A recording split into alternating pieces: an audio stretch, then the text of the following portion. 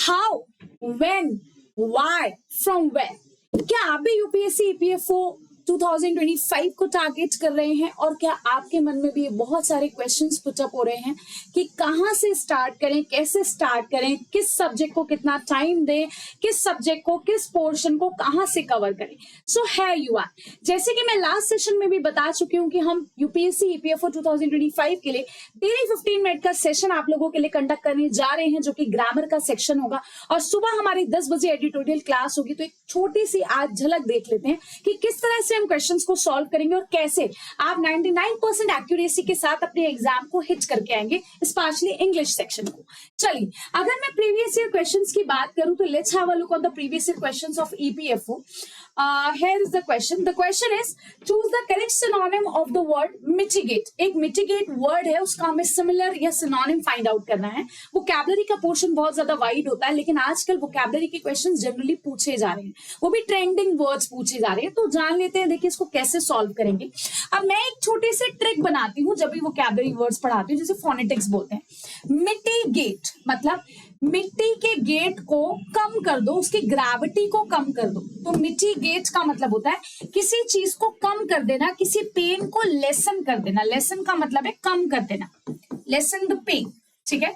तो किसी चीज को आजाद कर देना, कम कर देना उसके दर्द को, उसे हम मिटिगेट कहते हैं। इसकी ट्रिक कैसे बनाओगे? मिट्टी के गेट की पेन को, मिट्टी के गेट को कम कर दो, लेसन कर दो, ठीक है। तो मिटिगेट का मतलब होता है लेसन द पेन या रिड्यूस या डिड्यूस कर देना। अब देखिए एग्रेवेट, एग्रेवेट का ट्रिक बताती हूँ। आग ने बहुत ज्यादा चीजों को एग्रेवेट कर दिया, मतलब खराब कर दिया, वर्स कर दिया। तो अभी आपको याद है ना, अभी प्लेन क्रैश वाला जो इंसिडेंट हुआ था, ट्रेजिक इंसिडेंट जो हुआ था, उसने आग ने सब कुछ खत्म कर दिया था। तो आग ने सब कुछ खराब कर दिया। तो एग्रेवेट आग से बना लेते हैं, आग ने सब चीज को वर्स कर दिया, खराब कर दिया।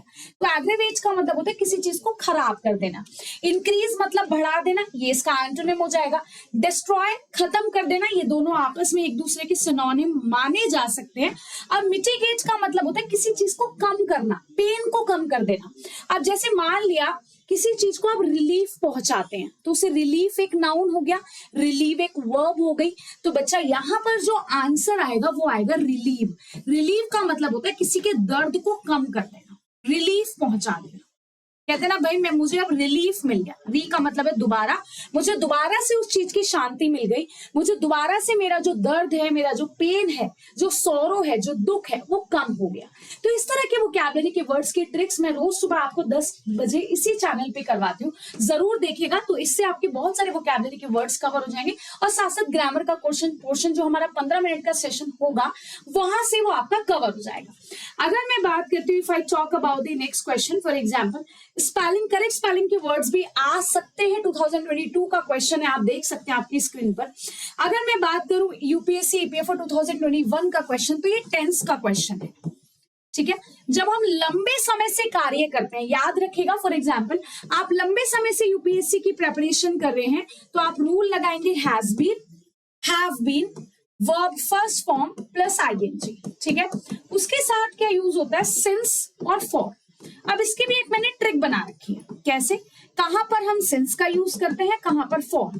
वैसे तो सब लोग पीरियड ऑफ टाइम या पॉइंट ऑफ टाइम को ही दिमाग में रख के पढ़ाते हैं और ऐसे ही पढ़ते हैं, लेकिन हम इसकी ट्रिक भी एक समझ सकते हैं। देखिए मैंने ऐसे बना रखी है, जहां पर मैं एस या ईएस लगा सकती हूँ वहां पर मैं लगाऊंगी फॉर, और जहां पर मैं एस ईएस नहीं लगा सकती वहां पर मैं लगाऊंगी सिंस। मतलब अब देखिए मॉर्निंग है कि मैं सुबह से क्लासेस ले रही हूँ, तो क्या मॉर्निंग में मैं एस लगा सकती हूँ? नहीं लगा सकती।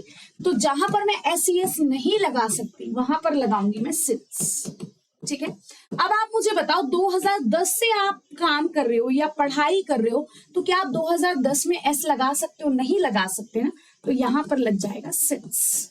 इसी तरह से अगर यहां पर होता कि मैं 2 दिन से पढ़ रही हूं, अब दिन में तो देखो एस लगा सकते हैं, तो यहां पर लग जाएगा फॉर। दोबारा से समझिए, जहां पर ये ट्रिक मैंने बना रखी है कि अगर हम लंबे समय से कार्य करते हैं तो रूल लगता है has been, have been, verb first form plus ING.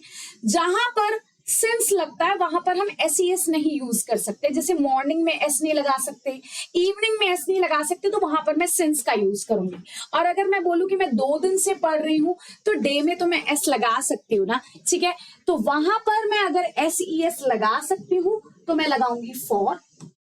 और जहां पर मैं एस नहीं लगा सकती, नहीं यूज कर सकती, एज अ सफिक्स मैं उसको यूज नहीं कर सकती, वहां पर मैं यूज करूंगी सिंस।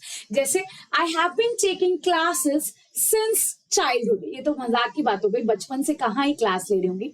चाइल्डहुड में एस नहीं लगा सकते तो सिंस लगा देंगे, ठीक है। अगर मैं बोलूं मैं 13 साल से इंग्लिश पढ़ा रही हूँ, हाँ ये सच है, तो 13 ईयर्स, ईयर्स में मैं एस लगा सकती हूँ, तो यहाँ पे लिखूंगी I have been teaching English for 13 years, ठीक है। तो इसी तरह से हम ग्रामर के कंसेप्ट को कवर करेंगे और वोकैबुलरी के सेक्शन को भी हम इसी तरह से कवर करेंगे। ऑलमोस्ट हमारा 1 ही महीना रह गया, देखिए अक्टूबर ऑलमोस्ट एंडिंग पे है, तो 1 महीने में मैं इतना आपको कवर करा दूंगी रेगुलरली सेशन लेके on the Sundays as well, कि आपका वो 15 मिनट का सेशन हेल्पफुल हो जाएगा और ये वोकैबुलरी की 10 बजे की क्लासेस। सो ऐसे ही मेरे साथ बने रहिएगा daily to hit your target, to achieve your target. Thank you so much, stay happy, stay healthy, all the very best, good luck everyone, thank you so much.